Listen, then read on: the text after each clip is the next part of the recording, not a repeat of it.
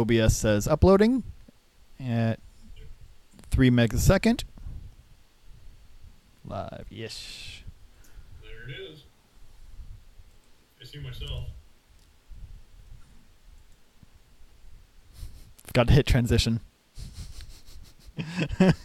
Hey, there we go. Yes. Ha! Got it. Okay, and time for another exciting episode of Bits and Bytes, or Eval After Hours, or whatever we want to call it. And joining me this week, as last week, is my co-host, Mike, who I had on the screen for a moment, but yeah. Now you should be up. Hello, everyone. You might notice a few things have changed from last week's video. For one, I'm actually positioned a little better. Yes, and he got a better camera. I also have a better camera. I actually have an external little HD camera that I've rigged up, and we're on my main system, so I'll be looking mostly at you for the most part, rather than off somewhere else, as I was most of last week. Off in La La Land. Yeah, so a little bit of a different setup, but it should be good. And I also went ahead and, as I said, posted those links to the common file types that are usually typical attack vectors for email into the comments from the last video. And then I wanted to briefly talk about those today, but I don't know if Charlie's got anything before we get started. Nope. Your topics, I think you found quite a few things to chat about this week. So let's just get right into the security. Sounds like a plan. So I usually, where a lot of this stuff comes from, I have a lot of different RSS feeds that I subscribe to. So that's where a lot of my security news comes from. And a lot of the times it's fun to discuss everything and get someone else's take on everything. But I wanted to review a couple of those file types real quick on those links. The first one I put up was semantic. And this one's probably one of the better lists out there. There's two of them that are pretty good. And if you just kind of scroll through and look at some of the different file types, it's pretty obvious why some of them you would want to block. Obviously, you want active server pages being blocked, any executables, command files. There's a lot of different varieties in here. I don't remember if IQY was in this original list or not. But there's a lot of different file types that are application-based, or can pull in outside resources, stuff that you don't want people to just receive via email and just start opening, because it causes, obviously, a lot of issues. PowerShell scripts, that sort of thing. Screensavers, because those have been notoriously evil since dawn of the internet. So there's a lot of different things on here. Obviously, not everything works for everybody to block, especially if you scroll down more towards the bottom, I think, of this list. No, maybe it's the other list. But macro-enabled documents are one you usually want to try and block. So in modern day times, that's your docm, your XLSM, basically anything that can execute arbitrary code in a document. You usually want to try and block that because it's not trusted through email. However, in the pre-Office 2007 suite, macro-enabled documents in .doc files, there was no difference in file extension. They basically were just embedded. So, and I've seen that with even new Office versions. A regular Office document can have macros enabled, can it? I think when you actually put macros in it, it actually forces you to save it as a docm. Oh, okay. Well, that's nice. So, I think for any embedded content, it usually changes the file type. That was one of their security advancements in late 2007 plus file types. So are they docxm? No, just docm. Oh. And then XLSM instead of XLSX. Oh. Which may be a conversation for another time. I recently found out that the X stands for XML. Yes, yes, it does. And XLSX. And you can actually open them with something like 7-zip and actually view all the little XML files and all the different things that are embedded in the document. Yep. And I was discussing with another associate of ours about how that could potentially be exploited versus some other methodology of weaponizing documents. But we never got too far into that discussion. But going back to like doc files, .doc files and XLS files, the older file types, a lot of people advise blocking those types now just because they're not modern formats and because they can contain macros and you won't know. Yeah. The problem with that is a lot of the times those are still used by business, so you may not necessarily be able to just block those. Yeah. So we have our parking garage down in Columbus. They actually send out notifications via a .doc file. They just send an email with an attachment to it, and it's a .doc.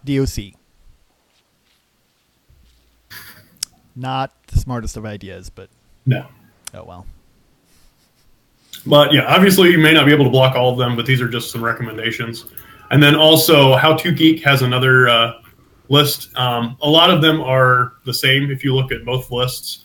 But some of them are on one that aren't on the other. That's why I provided both lists. The best tech newsletter? Is that what we want? The what now? No, close that little pop-up. Yeah, this is a whole. How To Geek. This is a whole nother rant for another day, maybe. Yeah. Yes. If I want to sign up for your newsletter, I will do so. I will find the spot to do so on your list. Otherwise, I'm going to go up there and hit the little RSS feed and just add it to where I get all my other news aggregation. Yeah, and they have an RSS feed too. Yes. Icon right there. But they talk a little bit about why file extensions may be potentially dangerous. Obviously, number one that they tell you to block is exe, .application. But if you scroll through some of these, you'll find yourself asking yourself the same question that we were last week about the IQY files of why does this even exist? Just to terrorize email. Pretty much, yeah. Yeah. So those are just some recommendations that you can take a look at and maybe help better secure your environment if you're dealing with end users and email, and especially if they're click happy. Oh, here they talk about the macro thing. Yep. Yep. Oh, did they actually change the icon? I honestly really never paid that close of attention. Could be useful if they do, but don't know how many people would actually look into that. A friend of mine actually is an avid Mac user, and we were messing around with doing Windows file sharing and stuff. And do you know the icon that shows up for a Windows file server or file share on a Mac? It is a little tiny computer. It looks like a PC, like the old like My Computer icon. Yeah. But if you look really close, it has a blue screen of death on the screen. Nice. It is just hilarious. Well, that sounds like something that an Apple designer would make. So Absolutely. We all had a good laugh about that. Is there anything else you want to talk about that, or you want to move on to our next one? Nope, we can go ahead and move on. Okay, so Tesla. Always a fun company. Yes, always a fun company. And they make some really cool products other than just cars. Yeah. Noteworthy of spaceships and flamethrowers. Yeah, and maybe occasionally launching a car into space. That too, yeah. I thought that was fake when I first saw that, but nope, it was real. Yeah. So evidently, they're pretty expensive, so you probably can't just go out and just test drive one or go get one unless you're well off lucratively. But if you ever want to drive away with a Tesla, here's an opportunity that may be for you. So there's two main problems with this, and I'm going to let Charlie take over most of the discussion on this from a technical perspective, because Charlie has a little more understanding of cryptographic algorithms and whatnot than I do. But so usually with most vehicles nowadays, you have a fob that you use that has some sort of communication it does between your vehicle and the fob. So that way you can unlock locked doors, start the vehicle, that sort of thing, set off your alarm. Well, one of the there's two main problems with Tesla's implementation. One, they rolled their own crypto. So they rolled their own crypto. And number two, it's 40-bit keys. So if you scroll down the article a little bit, they talk about essentially what the POC was. They had a one-off blast of number crunching power. They rented cloud computing time for that. A 5,500 gig hard drive space. They rented cloud storage. a suitable NFC RFID hardware device, a small portable computer such as a laptop or even a Raspberry Pi, and a missing conscience. And that was the recipe for how to accomplish this. But they give you a little history on the cryptographic problem. But essentially, don't knit your own crypto. And this is something that gets repeated over and over again. Cryptography, especially anything that can withstand modern day computing, is very, very, very, very advanced math that I don't even begin to try and pretend to comprehend. I understand the concepts. I don't understand the math. And that's why I kind of wanted to direct this back off to Charlie. But then 40-bit keys are pretty damn weak. So, Charlie, I'll leave this for you for your take. Yeah, so there's kind of a general rule of thumb when it comes to cryptography. And as you mentioned, it's stupid complex math, intentionally. It's meant to be extremely difficult to compute, extremely time-intensive. And Bitcoin is actually a good example. Bitcoin has a very simple-to-break algorithm. It's very simple to brute force Bitcoin key. Litecoin, however, Litecoin, for example, doesn't. It uses a SHA-based encryption, which is a lot more computationally expensive to run, so it takes longer to brute force it. It looks like what Tesla did, because they're using little teeny tiny devices or low-powered computing. They needed to be able to compute the responses very quickly, and to do that, they used, well, small numbers and easy to break keys, or easy to break cryptography. And yeah, a 40-bit pre-shared key, that's 40 bits would be what, 8 bytes, so 8 characters. Roughly, yes. 5 characters, something silly like that. And so it's literally how long it takes you to brute force 5 characters, which is nothing. Yeah, you can do, let's say, 1 character in a fraction of a second, 2 also within a fraction of a second, 3 to 5 probably within, I'd say, 10 seconds you'd be able to break it. So it looks like in order to break this, if this is the key that they're using, it would take about 10 seconds to break in using a laptop. Not great. And this is the key fob, right? Yes. Okay. Yeah, that's been a problem for quite some time. Car manufacturers have never been good at, well, technology in general. Period. Yeah. Look at all the issues that more of the connected vehicles have had. I mean, I want to say it was Jeep a year or so ago that they did a POC of being able to take complete control of the vehicle, including the brakes. Chrysler? Okay. Chrysler, GM, basically all of those cars shared the same subsystem in terms of the computer system inside of it. And so every vehicle that had that type of system was vulnerable. And because they all share a CAN bus, every critical component on the car can be controlled by that central computer.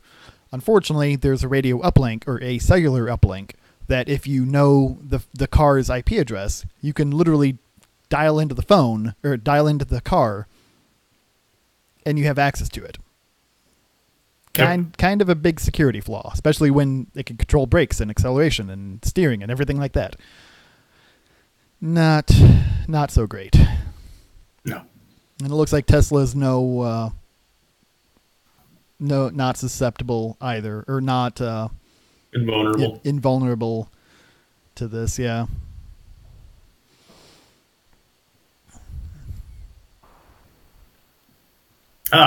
Okay. So evidently there is a pin to drive feature. That's basically where this main vulnerability is for being able to just steal the vehicle outright rather than just gaining access to unlock and lock it.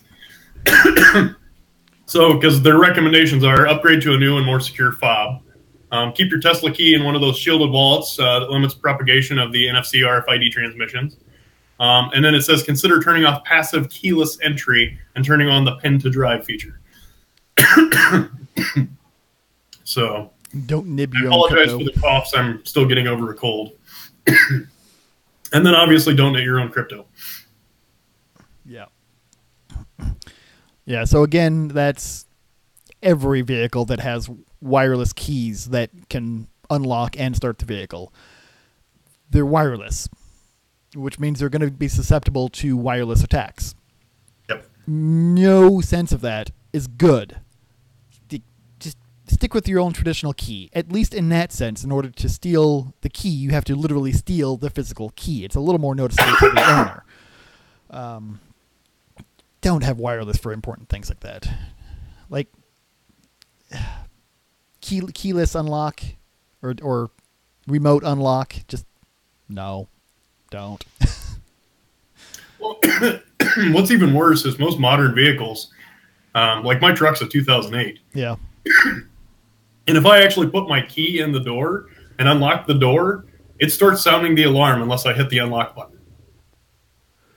So, and that's even a 2008. 10 years ago. I can only imagine what some of them are like now. Yeah. Well, most of them, as soon as they sense the key approaching the door, they'll unlock it for you, which is another great feature. Yes. Maybe a rant for another day. Yeah.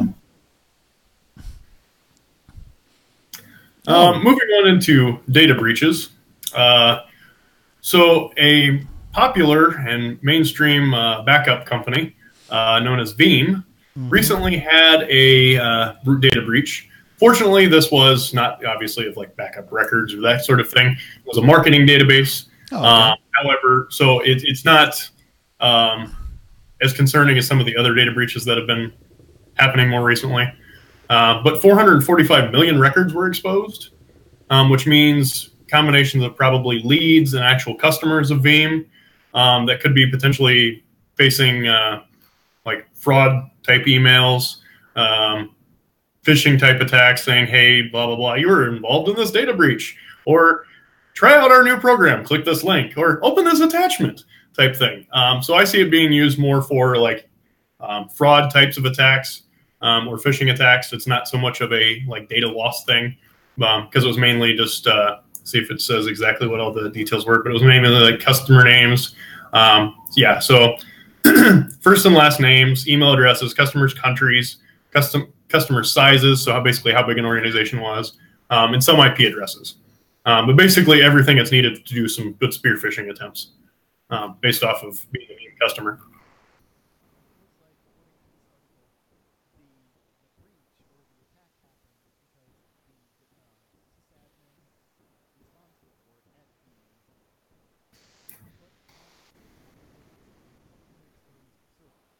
Yes. Yeah.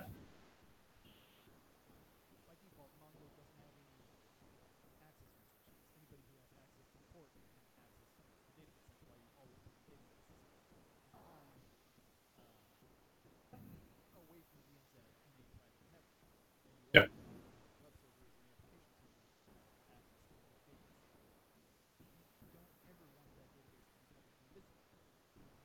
Especially the port being exposed.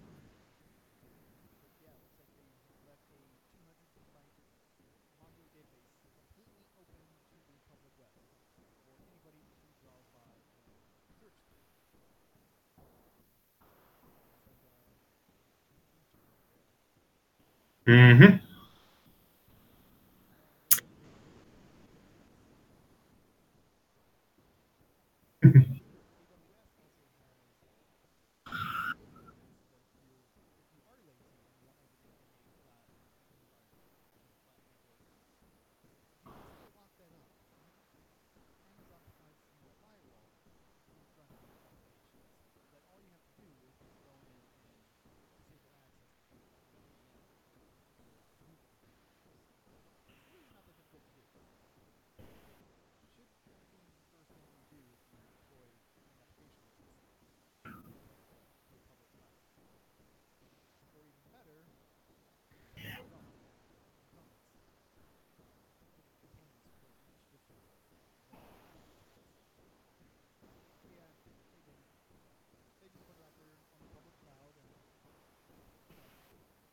Yeah.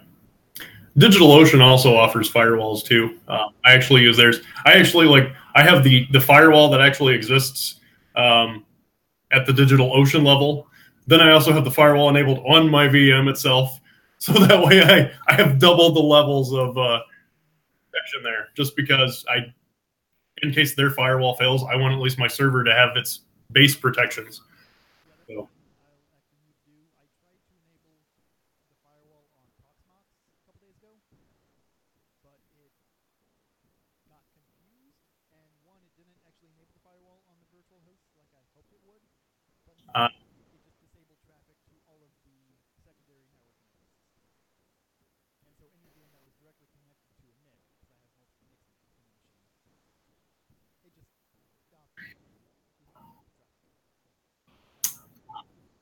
No.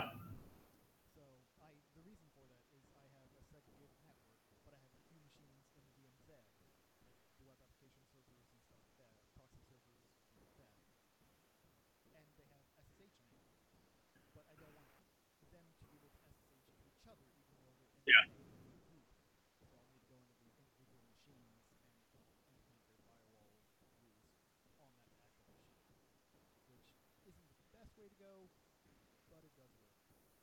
Mm-hmm.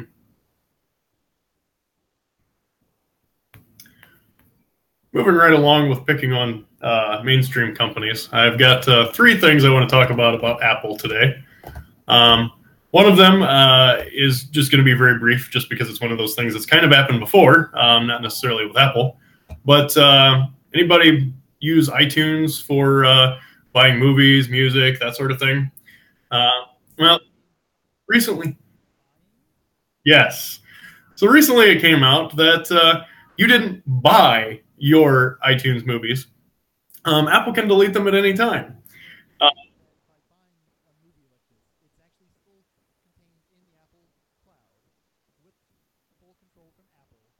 Yep.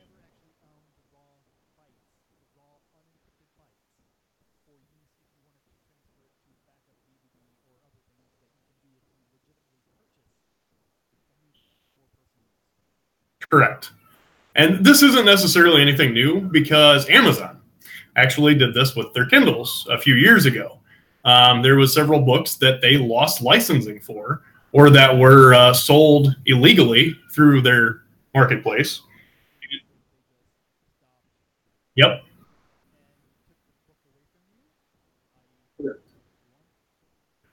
Yep. And one of the things that they actually did reimburse the individuals who had purchased. So they kind of made amends, but it's still, what if you were in the middle of reading that book? I would still like to finish reading that book. Now I cannot go out and buy it through Amazon. I have to go find another way. But long story short, this isn't necessarily anything new. But whenever you're buying licensed media that you're using on a device, thing to keep in mind is you're not buying it. You're essentially buying the rights to use it as long as they're allowed to distribute it. And if that distribution right ever leaves, then they can turn around and take it back. Mm-hmm. And having them have control over that aspect, and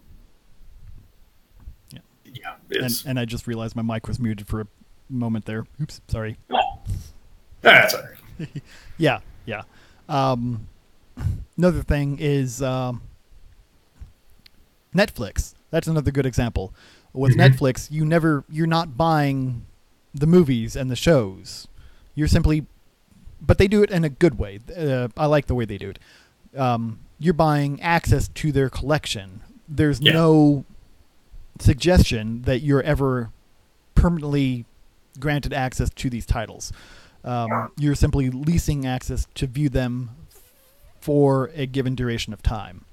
Yep. Whereas on Apple, if you buy a movie, you think you own it indefinitely, but you don't. Yeah. Yep. So does this come into the law enforcement tool? Something different? Yeah, we can go ahead and cover the law enforcement tool. Oh, no. Okay. It's the you didn't buy. I got it. So Apple has had a long-running history of basically giving the finger to law enforcement when they've made requests. They may be a company that has received a lot of flack for a variety of different things, but one thing that they have not backed down from in the past was standing up to law enforcement. Now, that hasn't necessarily stopped like the FBI from finding somebody in Israel, which those people have just some of the craziest tactics for breaking into things that another rant for another day. But they haven't been able to stop companies over there from having backdoors or ways that they've been able to break into iPhones. It's just Apple has never really assisted with that process. So kind of as a, how exactly did they word it here? Because I want to word it in the exact phrase they did. Basically, they offered an olive branch to law enforcement to make data acquisition a little bit more of an easier process. So they created a portal where that law enforcement can go through and register to be able to make requests for information during an investigation. Much like usually they have to do some sort of subpoena or anything anyway. This kind of gives them another way of going in, and rather than having to go through all the back doors of trying to contact Apple and get that information, they have a nice little tool now that law enforcement can just go into and make the request. And supposedly it requires like a valid warrant and all that kind of stuff, so they can't just be going in and gaining access to whatever they want just to peruse. And what all data is actually shared, it hasn't really clarified yet, whether it's necessarily iCloud access or more concerning backdoor access into a device. But that's not entirely clear yet, just that they have introduced this new tool that they're going to try and be somewhat cooperative with law enforcement, as opposed to how they have been in the past.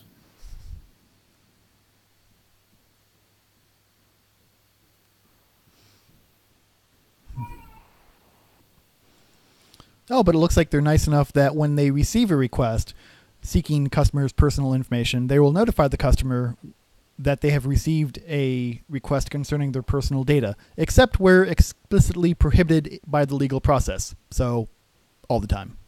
Yeah.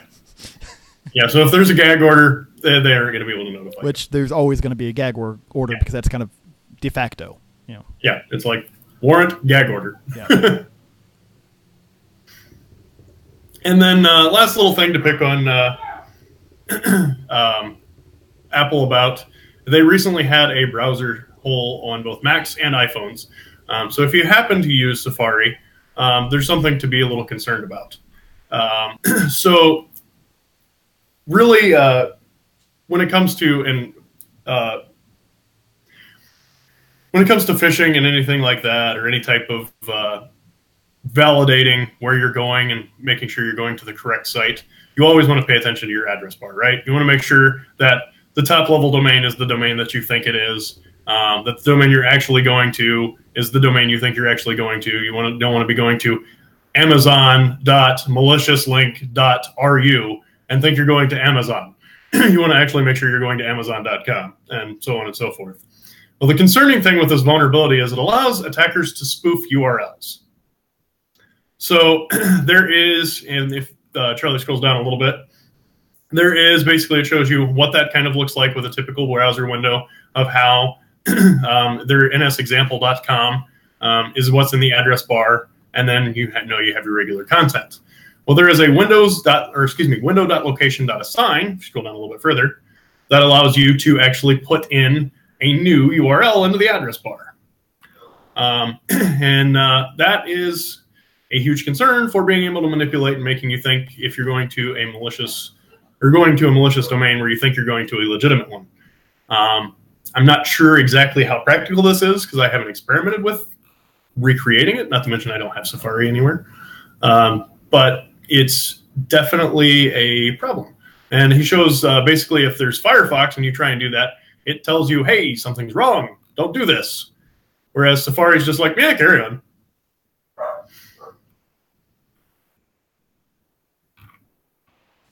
Yeah, that's actually been an issue with JavaScript-based interfaces and Ajax interfaces, stuff like that.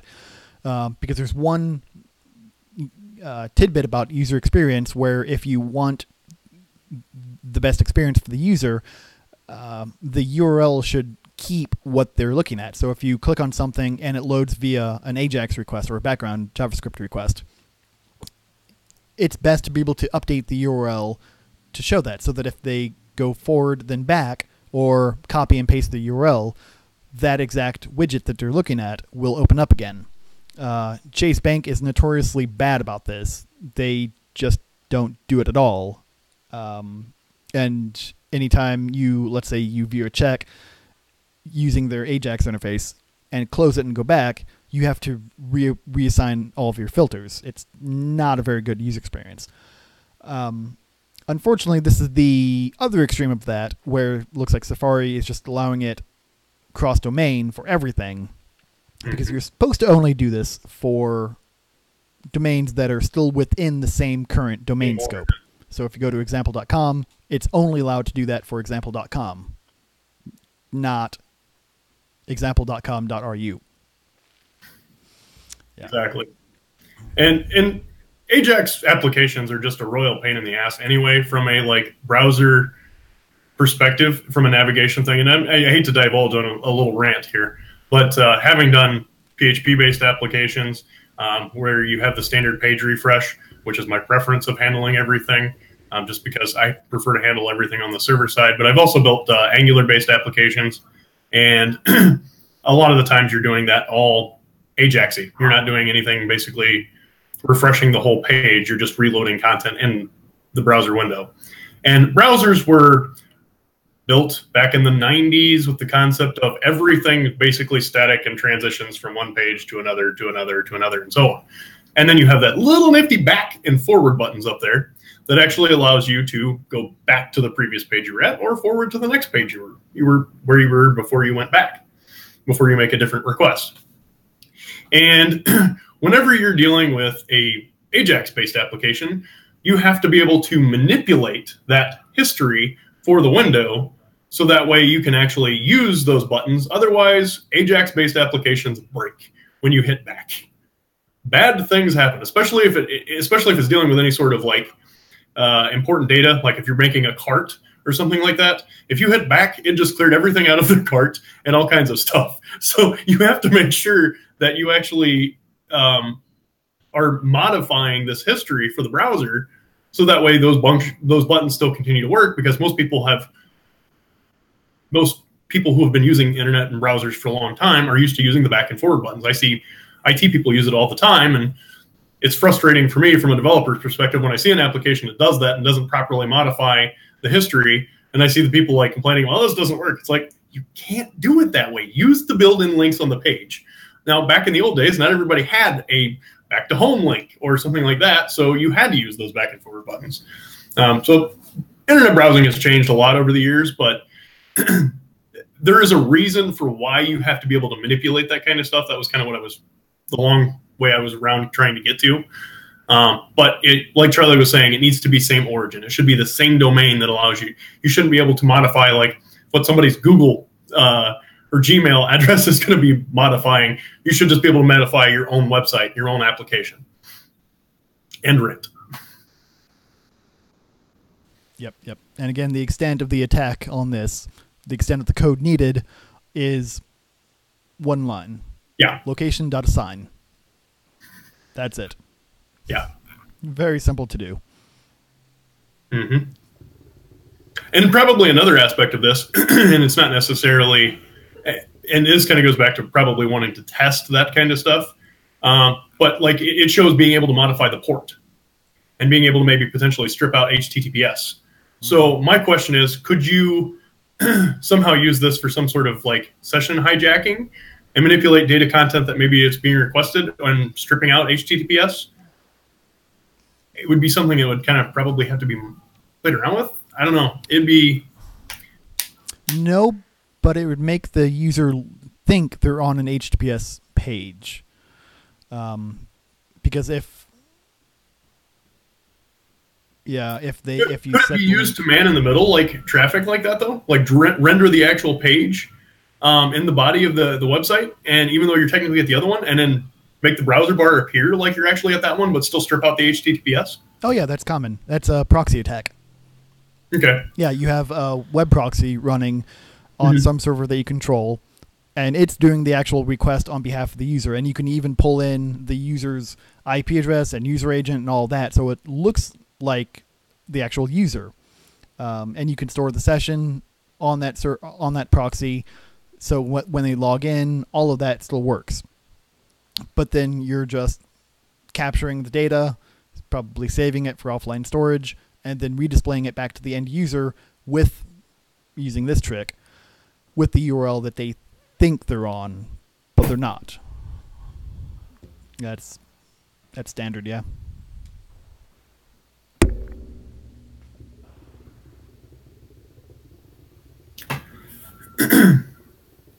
Okay.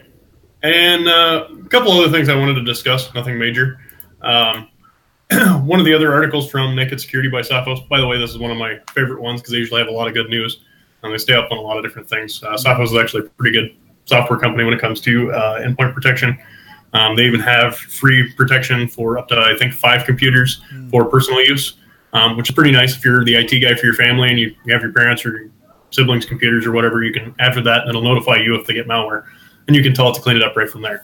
And as long as you don't mind Ukrainians having access to your antivirus. Would you rather use Kaspersky? Isn't that straight up Russia?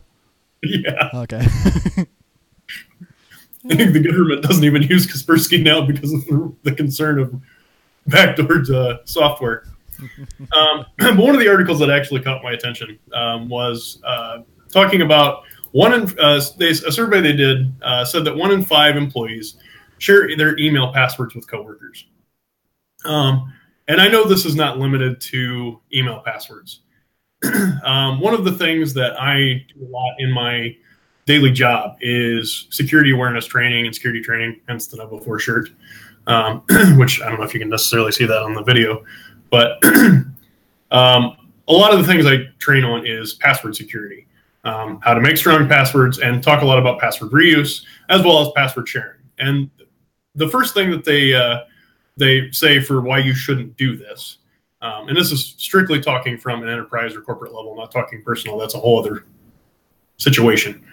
But if something happens, so if they send a malicious email or send basically an email swearing at everybody in the company or something of that nature, or to a vendor or a customer, there's no way to say that that wasn't you because it came from your email account using your password. If it's a regular login, same thing. If you happen to be logging into a banking system or a customer database or a ticketing system or anything like that, or even a healthcare system, and you're sharing your password with that or for that system with another employee, maybe they're having trouble with their login, they forgot their password, they got locked out or whatever, but they need to try and do something. If you're sharing that with them, anything they do looks like you did it. So there may be auditing perspectives where there's concerns for that, but there may also be, if they do something malicious, you're going to be the one that's going to get fired for it, not them. And then they talk about it makes you more vulnerable to social engineering. They also talk about it makes changing passwords too painful to bother with. I don't necessarily agree with that, but I mean, usually changing passwords is painful for most end-user-based employees. Everyone with a password can cause maximum damage, which is very true. Again, that goes back to if somebody does something malicious on behalf of you, there's no way to say that it wasn't you, just because it was the same account. And you also don't know who else knows your passwords. So just because you shared it with that one employee, they may share it with every single person on the shift or with a bunch of other employees.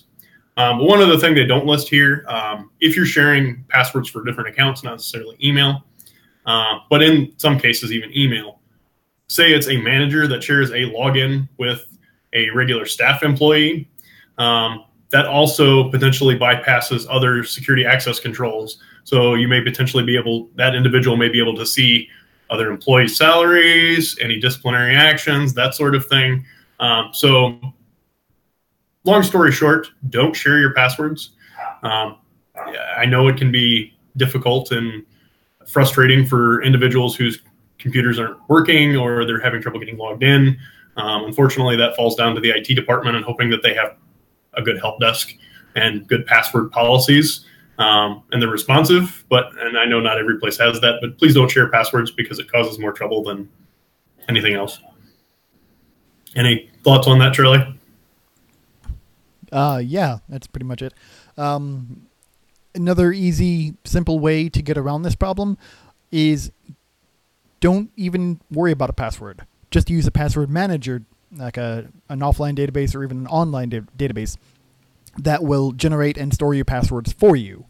So, for example, many passwords for mine, I don't even know because I don't need to know them. My password management tool keeps track of it for me. And that's what I'd recommend to any employees who need passwords is just don't worry about it. Generate a random string of some as long of character length that you are allowed, and just don't worry about it. Unfortunately, that does bring me up to another thought. There's a VPN provider actually that we have to use, and they limit the password length to 15 characters, which is okay enough, but why? Not for the VPN provider. Yeah, why do you even have a maximum limit on how long a password can be?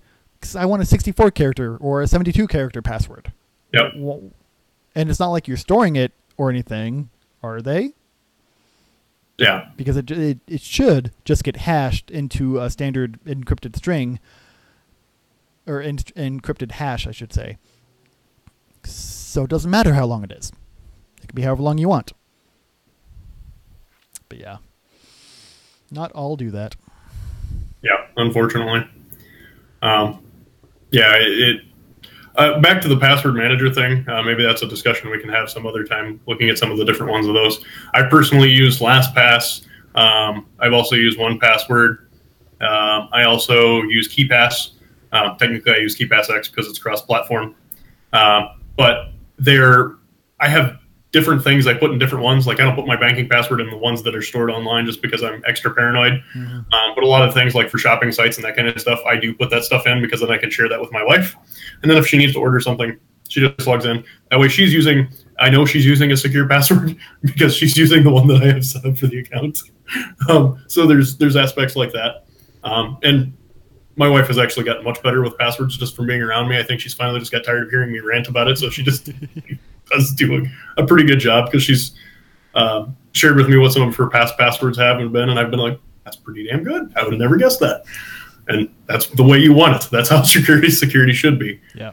So also, since we're on this topic, there are tools, there are social engineering tools and data gathering tools out there that you can grab that you plug in as much information about the target that you have, let's say social media pages, Twitter pages, just any general content about them, about their personal info, the birth dates, their addresses, middle name, things like that. And if you use an easy to remember password based on your personal information, it will compile a probable list of your passwords based on your personal information that's publicly available. So that's not good either.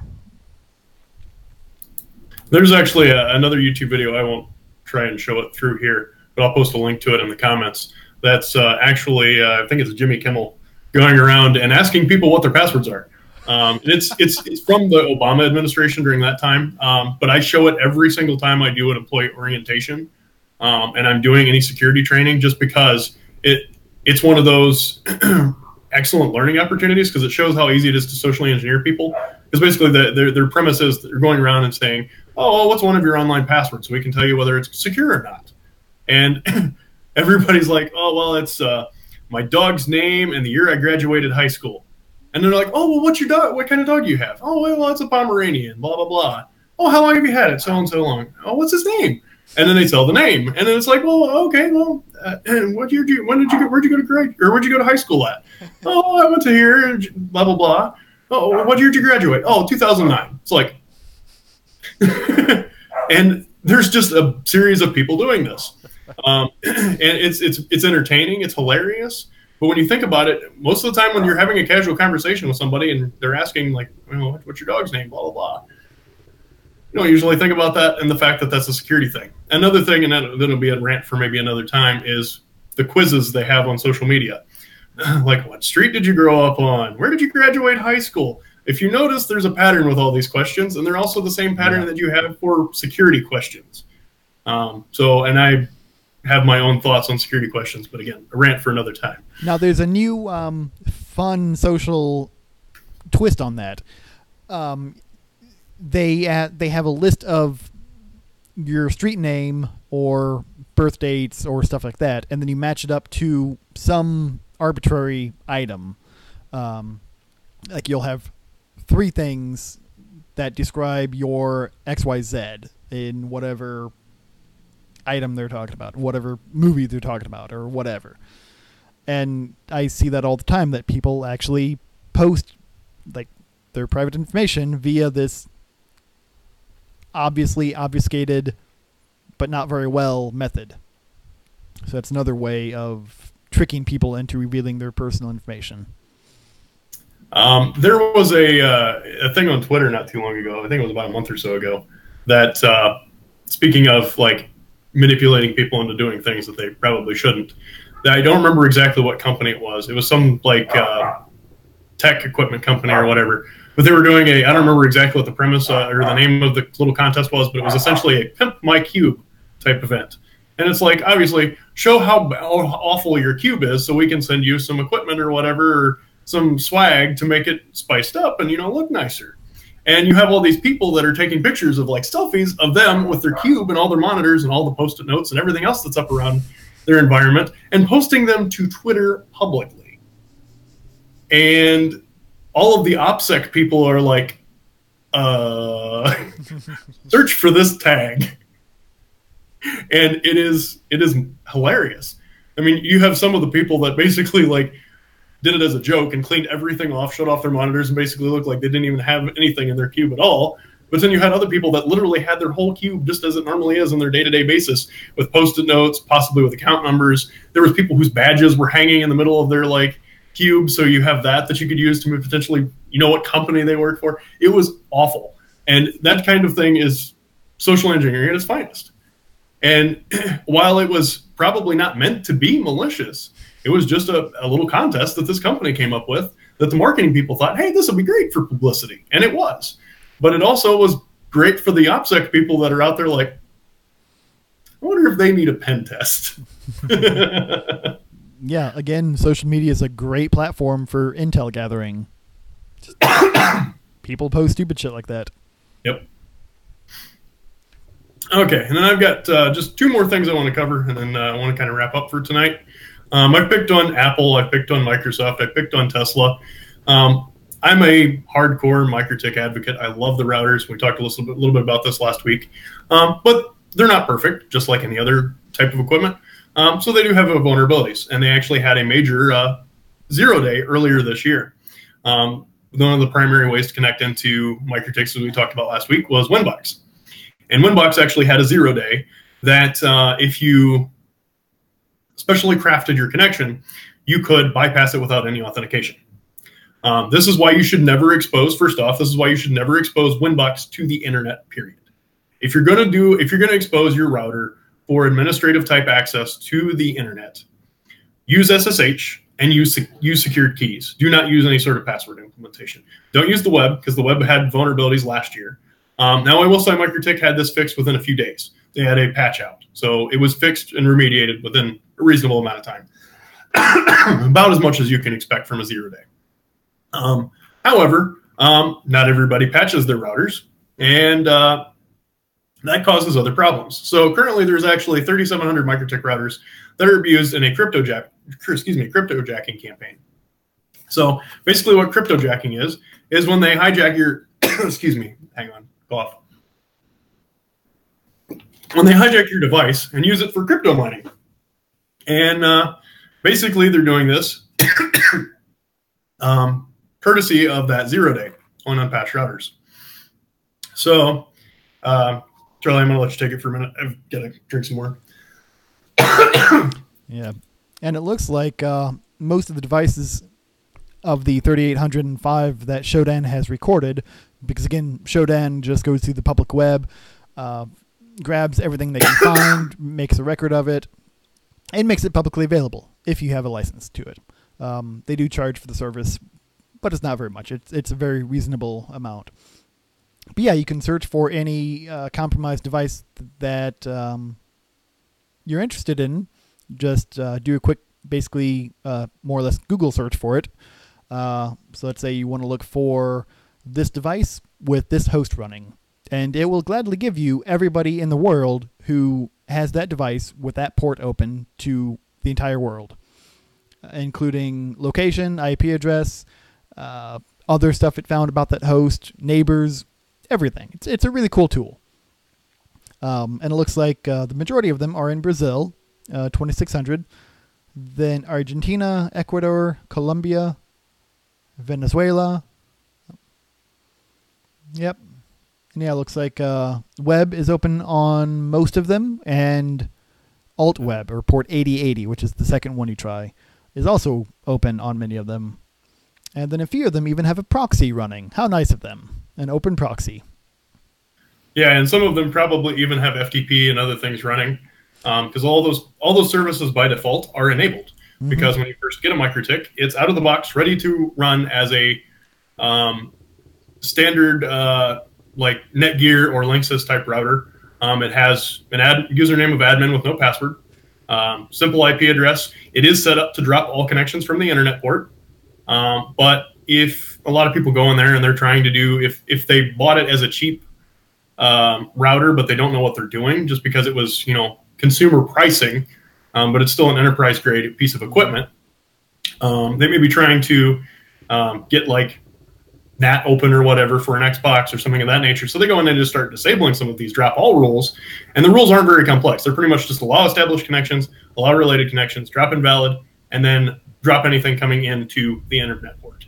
And really that if you do that drop or disable that drop all port, that is going to, it'll make your NAT open for your Xbox, but at the same time, it's also going to allow all the other base services that are enabled by default, FTP, HTTP, HTTPS, all that kind of stuff. And if you don't actually set the password on there too, then it's admin with no password. Mm-hmm. And you got access to the router. So if you do buy a complex type of piece of equipment, and even if you don't, even if you buy just the standard $20 router at Walmart, I'm assuming there's Raleigh routers for $20 now, and they're probably garbage, but they're probably still cheap. I know you can still get one for 30, 40 bucks. Anytime you buy any of those type of pieces of equipment, make sure you always change the default password, regardless of what it is. And don't turn on remote administration unless you know what you're doing. Charlie's right now scrolling through some of the different screenshots of what Winbox actually looks like. I don't know if any of those are default configurations or not.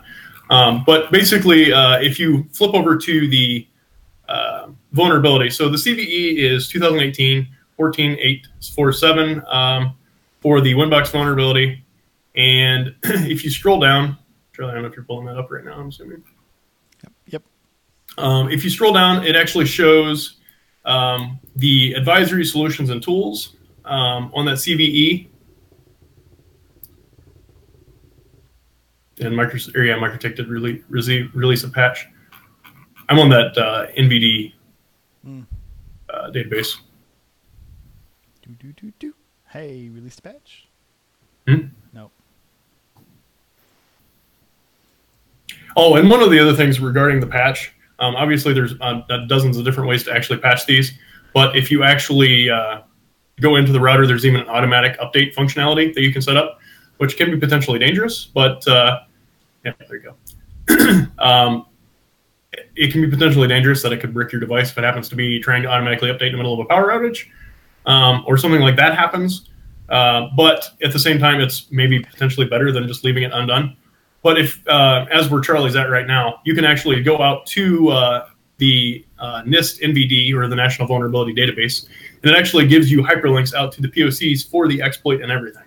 So like we were showing that view of Shodan where it shows all these devices that are potentially impacted by this, you can actually go out to GitHub and actually get the exploit and build it to use it to attack these types of devices. Obviously, disclaimer, don't do that, especially if you don't own them, but it is... Do not run this code that's currently displayed on the screen on Correct. Something that you don't legally own. Correct. But if you own one of these devices and you want to test this to see, or to test on your own device to make sure that it has been patched, obviously check your version number, it should tell you. But at the same time, if you want to test your device to make sure it's not after another patch that they didn't reintroduce a vulnerability, you can use this type of code. And many of these types of exploits are readily available on the internet. So it's not like we're showing anybody who knows what they're doing anything new. Yeah. This stuff's all out there. The idea is behind showing you how it works so you know how to fix it. Yeah, this is literally a public page on GitHub. And there are a few proof of concepts out there. And they're extremely simple to do. Like this one, for example, 62 lines total length. And that includes debug statements and comments and everything like that. Yep.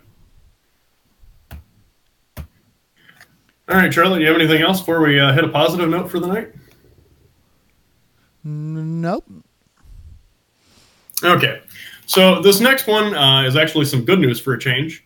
And if anybody remembers, last year we had probably the worst breach of personal information in the history of the United States with the Equifax breach. And basically that's one of your big three, which there's actually four main ones, but the big three credit bureaus. And they had pretty much everything potentially exposed for, it was like 147 million people, something like that. I don't remember exactly. But it was basically the majority of the adults that have credit in the United States. So one of the things that was advised to try and limit exposure from that was freezing your credit. So you can actually go out to any of the, and this has been not anything new, you can actually go out to any of the major credit bureaus, and they have either a portal or you can do it over the phone to actually freeze your credit. Now what that means is when you put a freeze on your credit, usually you have some sort of a PIN that you get, but then there is absolutely nothing that can hit your credit. Nobody can pull out any additional lines. Nobody can even get a credit report for you. Nothing. So if you try and go to the bank and get a loan after you've done that and they check that credit bureau, they're just going to blatantly refuse to even give them that information. So from a pain in the ass standpoint, you have to make sure you unfreeze it before you're actually going to go introduce yourself a new line of credit. But it also pretty much short circuits that process of anybody else trying to open a line of credit in your name. The problem with that is all of the credit bureaus charge for this service in most states.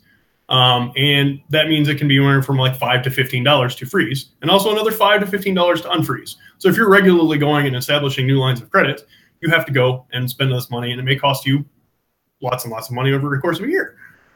So what happened as a result of Equifax breach, which was another unfortunate thing, because while this became news last year and everybody realized you could freeze your credit report, the credit agencies actually made a decent amount of money off of everybody freezing their credit reports now because everything was exposed. So it actually turned out to be a lucrative breach for them. And that there should never be a lucrative breach for a company. So, I mean, Equifax said they offered it, I think, till the end of the year for free. But, yeah. So one of the things that happened was there was a law that basically went into effect earlier this year that as of September 21st, it is actually going to be illegal for them to charge a fee to freeze and unfreeze your credit. So positive note, now you can actually go and freeze your credit, unfreeze it whenever you need to, and it actually is not going to cost you anything. So big win for credit for individuals, and probably very frustrating for the credit bureaus, but we're their product, we're not their consumer. Yeah, it's not like they don't make enough money off of us to begin with. Exactly. And one note, this is just for personals, just for individuals. If you have a corporation or a business, doesn't apply. They can still do whatever they want to businesses. Much like the check your credit, they have to provide that free to individuals no more than once a year, I believe. Mm-hmm. Doesn't hold true for businesses. Businesses, they can still charge to check the credit or to do a freeze or anything else. So only applies to individual people. And that is all I have. Okay. Well, since I have it up and we have a couple minutes left, you were mentioning about Chrome version 69. Yes.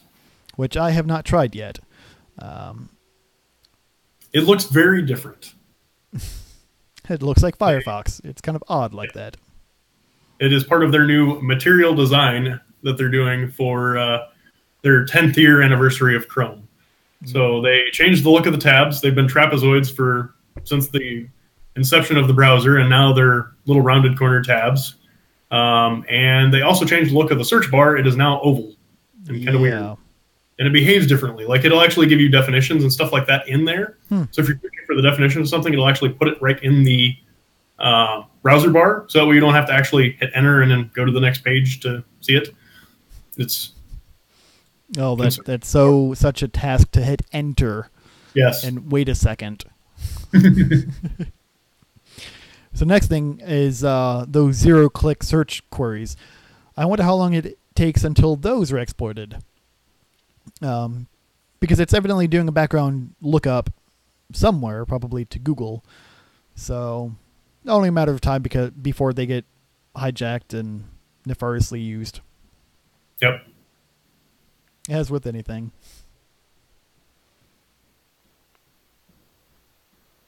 Kind of like that old internet adage of, I remember there's some rule from like 4chan or whatever, if it exists, there's porn of it.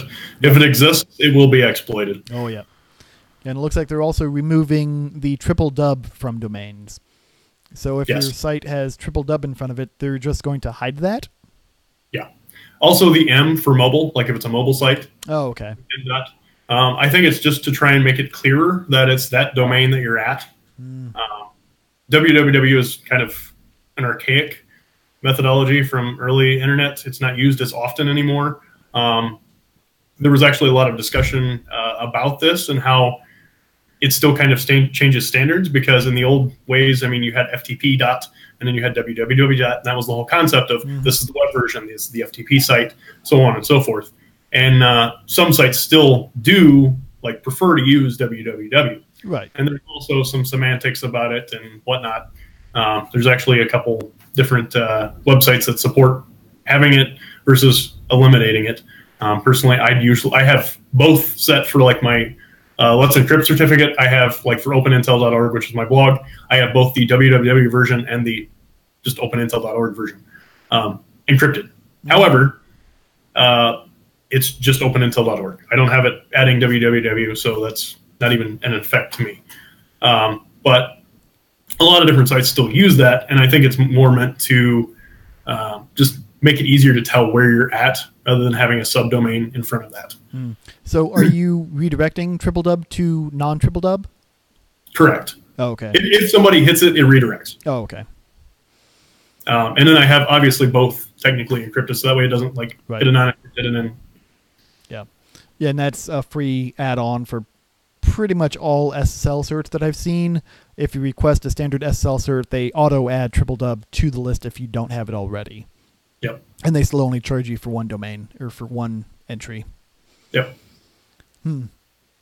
So that'll be kind of interesting when somebody uses Chrome 69 to browse your site, and if they type in triple dub, it'll actually redirect, but it doesn't look like it's doing anything for a moment because it's hiding the triple dub, but then it redirects to without it, and they don't see anything.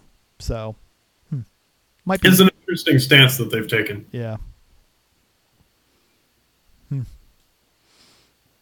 Yeah, it certainly is a case-by-case basis on if the site should have it or should not. Some domains just look naked without it. Yeah. And some, it makes sense not to have it. So, all on the purpose, I suppose.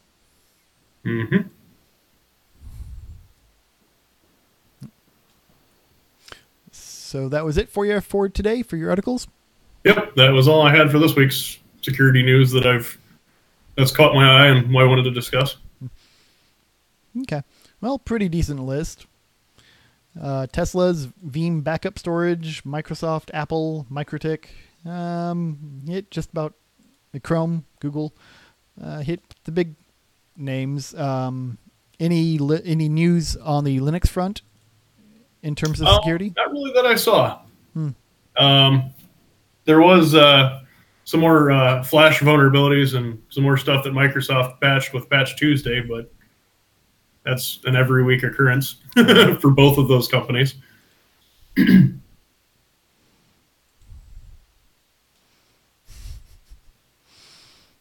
Okay. No fancy vulnerabilities like the one with Safari. That one was worth talking about. That's kind of a special one anyways.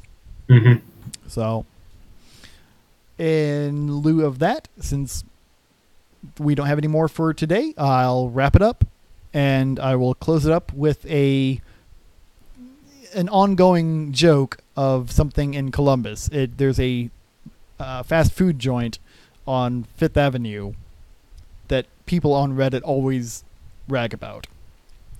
They're just like, the management at that location is just non-existent, and it's hilarious at times. Such as they like to put signs on their stickers saying that they're closed because you never know if they're actually open or not. Yeah. Always fun.